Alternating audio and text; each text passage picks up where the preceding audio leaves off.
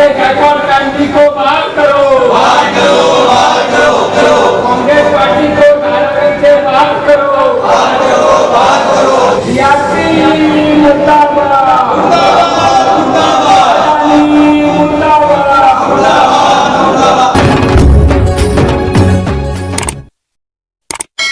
नमस्कार, मैं निशान Ansari, voice of Maharashtra news के साथ में। और आज हम धारावी के अंदर मौजूद है और जिस तरीके से आज 3 के अंदर जो है भीम आर्मी के अंदर बहुत सारे लोग शामिल हुए हैं।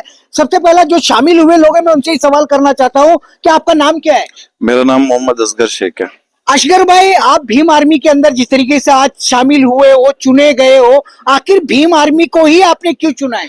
देखो, मसला तो ऐसा है कि जैसे भी हमारा कोई मुद्दा होता है या मसला होता है तो जाहिद भाई हमारे लिए खड़े होते हैं। और मैं पहले भी कांग्रेस के लिए बहुत ज्यादा काम कर चुका और इतना काम कर चुका कि उनके एक आवाज पे मैंने हजारों के तादाद में लोग दिया है, 2-2 बार मीटिंग किया, बहुत लोगों से मिलाया है। पर मुझे कहीं ना कहीं ऐसा लगता है कि मेरे लिए कुछ हुआ नहीं है और यहाँ की जनता के लिए कुछ हुआ नहीं है। आज हम यहाँ की जनता वाले, मुझे ऐसा फील आता है कि एक कीड़े की तरह, हमारे यहाँ पे कोई पावर नहीं है। आपका इलेक्शन है तो आप आते हो, नहीं तो हर त्योहार पे बैनर लगाते हो, तो इससे हमारा कोई फायदा नहीं है, ना जनता का फायदा है। आज हमारे घर का मुद्दा भी जो लोग लेके उठा रहे, तो वो किसके पास जाए, कहाँ जाए? हम एक कीड़ा है, हमारी पब्लिक एक कीड़ा है, चाहे वो मेरी माँ बहन हो, चाहे वो कोई भी हो। बीमार रहती है तो कोई किसी को फोन कर नहीं पाता है, किसके पास अपील करे?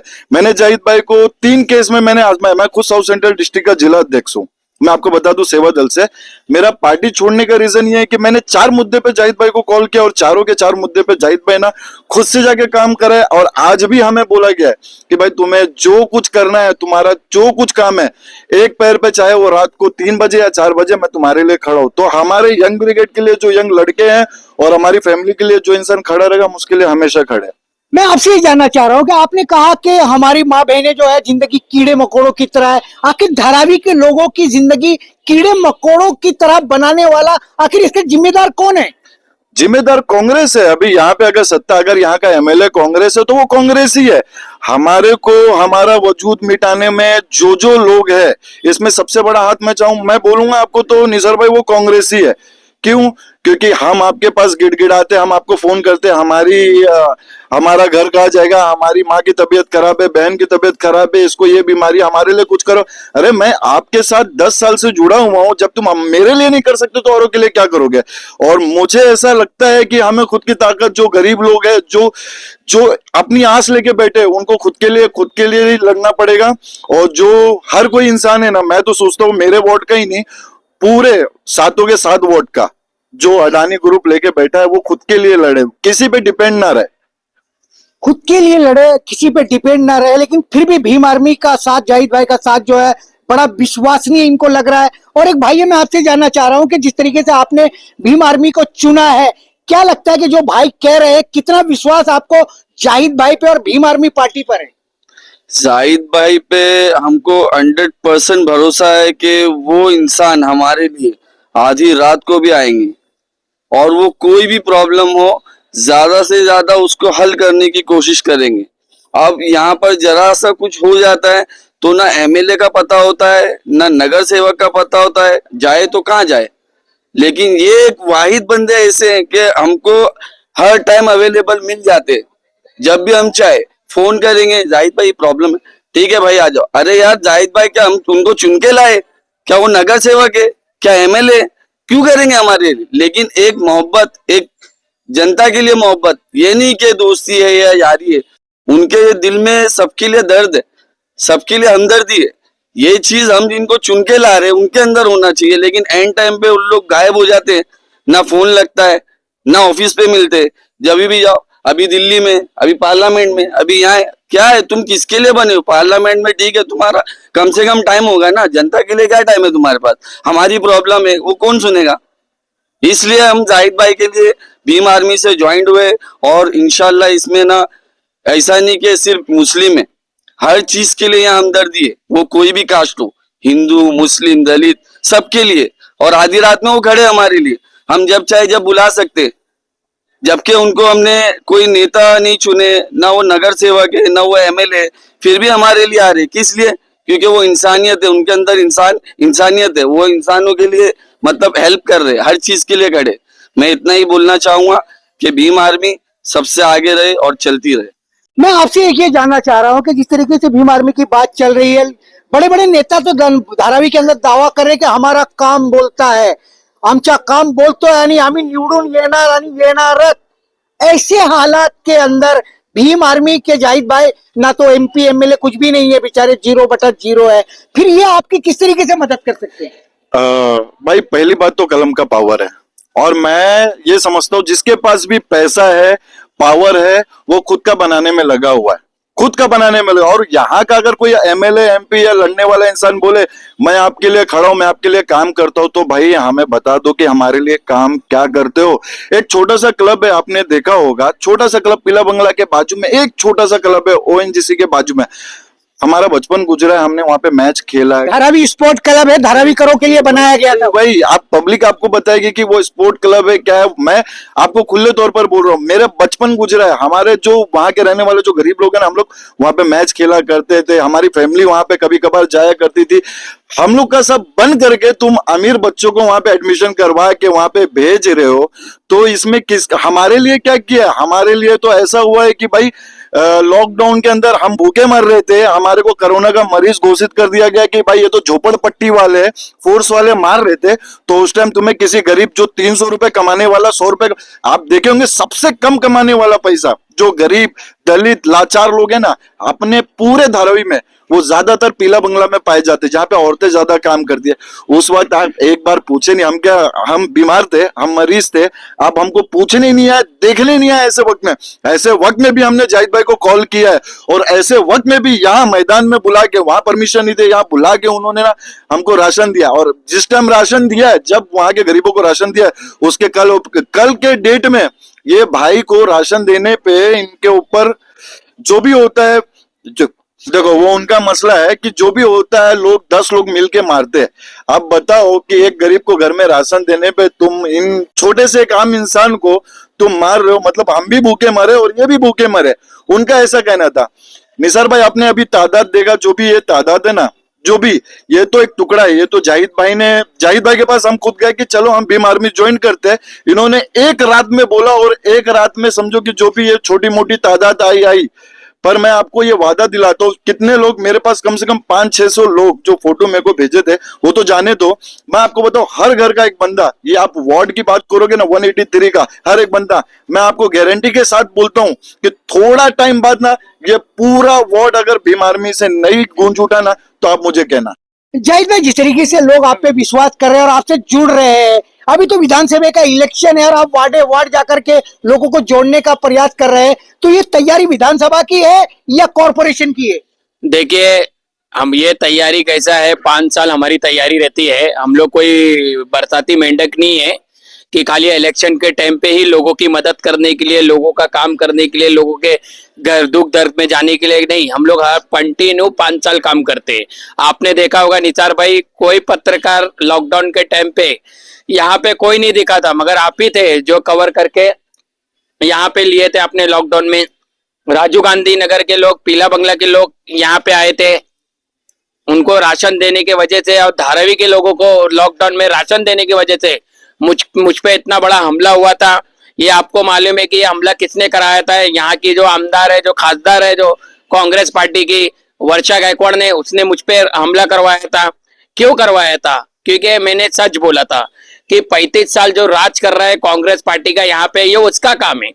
ये हम जैसे सामाजिक सेवक, सोशल वर्कर का काम नहीं है. ये जाहिद भाई, मैं एक बात में आपकी रोक के कहूंगा कि आप बार बार ये एलिगेशन लगाते हो कि वर्षा ताई ने हमला करवाया, वर्षा ताई ने हमला करवाया, लेकिन वर्षा ताई ने अगर हमला करवाया था तो उनके ऊपर कोई एफआईआर तो दर्ज नहीं हुई, वो जेल तो नहीं गए. तो ये जो एलिगेशन आप करते हो, ये किस आधार पर करते हो? देखिए, आरोपी को जब पकड़ा गया था, आरोपी ने स्टेटमेंट में बाकायदा, जब लॉकडाउन पे मुझ पे हमला हुआ था, आरोपी ने खुद कबूला था उसके अंदर कि ये जो हमला हुआ है, हमने वर्षा ताई के कहने पे, हमने जाहिद अली शेख वर्षा ताई के बारे में बोलता था, इसके लिए हमने जाहिद अली शेख को हम लोग ने मारे.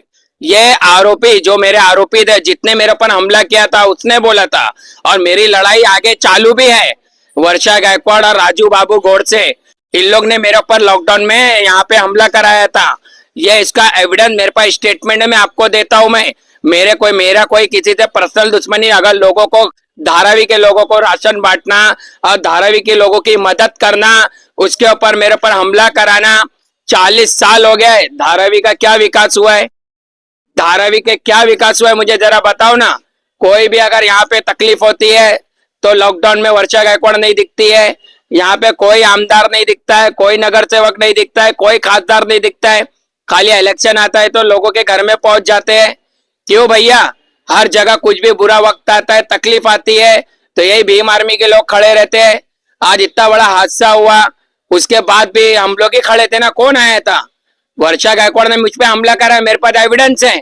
और धारावी की जनता से मैं यही अपील करना चाहता हूँ कि आप है ना अच्छे इंसान को चुनो। 40 साल आप बर्बाद हुए हो, अपना फ्यूचर देखो, अपने बाल बच्चे का देखो। कल हमारे भी बच्चे हैं, कल हमारी भी फैमिली है, कल उनके भी।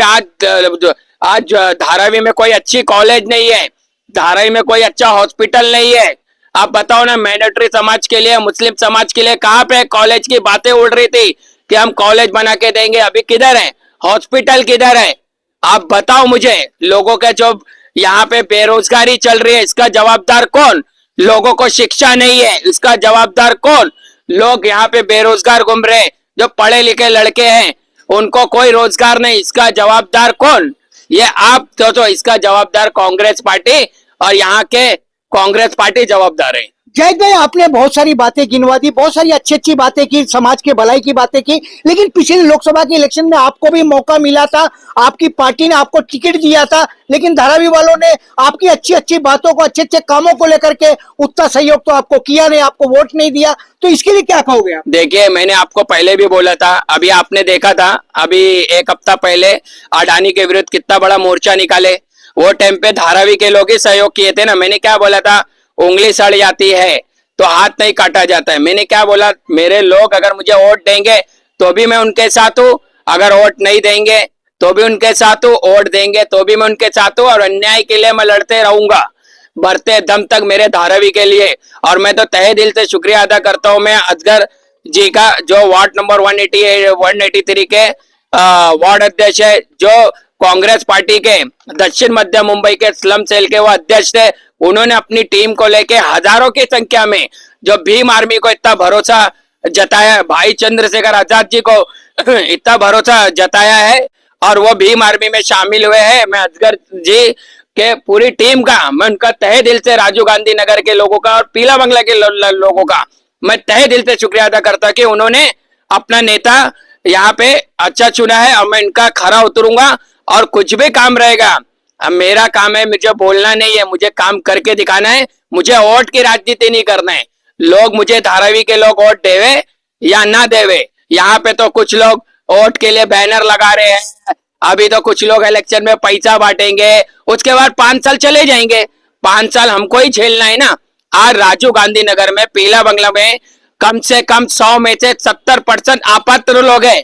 उनका कौन देखेगा? कल उनको तोड़ के माहौल को हम फेंक देंगे, मुलुंड फेंक देंगे, कल बाहर फेंक देंगे, उसका जवाबदार कौन? उसका जवाबदार कांग्रेस पार्टी है, क्योंकि उनको मालूम है भीम आर्मी ऐसी है जो संगठन है जो लोगों को न्याय दिलाने का काम करेगी और पीला बंगला के लोगों को न्याय करने का काम करेगी। वहां पे ये कांग्रेस पार्टी के लोगों ने क्यों ऐसा काम किया? एमएलए के लोग क्यों काम कर रहे? शिवसेना के लोग क्यों कर रहे? बीजेपी के लोग क्यों कर रहे? कि उनको पात्र करने का कोई हक नहीं। 100 में से 70% तुमने उसको अपात्र कर दिया है और बाकी 30 लोग को तुम खाली पात्र किए हो। मगर मैं इतना कहना चाहता हूँ, पीला बंगला राजीव गांधी नगर के लोगों को, जब तक जाहिद अली शेख जिंदा है, पीला बंगला के लोगों को मैं किसी को भी, एक जन को भी बाहर जाने नहीं दूंगा और उन लोग के लिए कड़ी मेहनत करूंगा। जैसा उन्होंने मेरे मुझ पे भरोसा किया है, मैं उसके लिए खरा उतरूंगा। ऐसा हो गया कि धारावी विधानसभा में कि यहाँ पे एमएलए, एमपी, नगर सेवक सब एक ही फैमिली का बन रहा है, तो उसका हम भीम आर्मी की तरफ से कड़ा विरोध है। हम चाहते हैं कि हमारा धारावी विधानसभा का, हमारे धारावी स्थानीय आमदार होना चाहिए, ना ही कोई मुलुंड से कोई आएगा, कोई चैम्बूर से आएगा। ये घर घर स्थिति और घर खुद का विकास, मतलब लोगों का कोई विकास नहीं हुआ है, खाली खुद की फैमिली का 14 कॉलेज, 14 हर चीज, थाने में बिल्डिंग, आपने एफिडेविट में देखा, खुद का विकास किया जा रहा है। ऐसे लोगों को हम धारावी के बाहर फेंकने का काम करेंगे और भीम आर्मी ताकत के साथ में यह गायकवाड़ फैमिली का हम लोग भीम आर्मी विरोध करेंगे। जीत हाथ तो ऊपर वाले के हाथ में। जैसे आपने देखा था अगले बार विधानसभा में भीम आर्मी पूरी ताकत के साथ में उतरी थी, वैसे आने वाले विधानसभा में हम ये गायकवाड़ मुक्त धारावी करेंगे। ये भीम आर्मी की शपथ है। चलिए, जिस तरीके से जाहिद अली शेख ने कहा 2019 का विधानसभा का इलेक्शन बहुत कुछ कह करके गया है और उसी तरीके से उसी तर्ज पर जो है कहीं ना कहीं भीम आर्मी अपनी ताकत को लगाने का प्रयास कर रही। 2024 के विधानसभा के इलेक्शन में क्या जनता जाहिद अली शेख या अदर पार्टीज के मुद्दों को समझेगी? क्या स्थिति जो है ग्राउंड पर उसको समझ के बदलने का या बदलाव का प्रयास करेगी? ये आने वाले दिनों में कुछ पिक्चर साफ हो जाएगी। सारी ही पार्टियां, सारे ही दल जो है मैदान के अंदर है। कौन बाजी मारता है वो मैं नहीं कह सकता हूं, लेकिन कहीं ना कहीं लड़ाई हर दिन राजनीति की टफ एंड टफ होते चली जा रही है। अब कौन इसमें बाजी मारेगा, कौन बनेगा करोड़पति, जैसा सवाल यहाँ पे धारावी विधानसभा में उत्पन्न हो गया है। आने वाले दिनों में उसकी भी अपडेट हम आप जनता को देते रहेंगे। जाहिद भाई, आपने आज के प्रवेश को लेकर के और अपनी बातें धारावी विधानसभा के राजनीति को लेकर के वॉइस ऑफ महाराष्ट्र पे की, उसके लिए थैंक्स और धन्यवाद।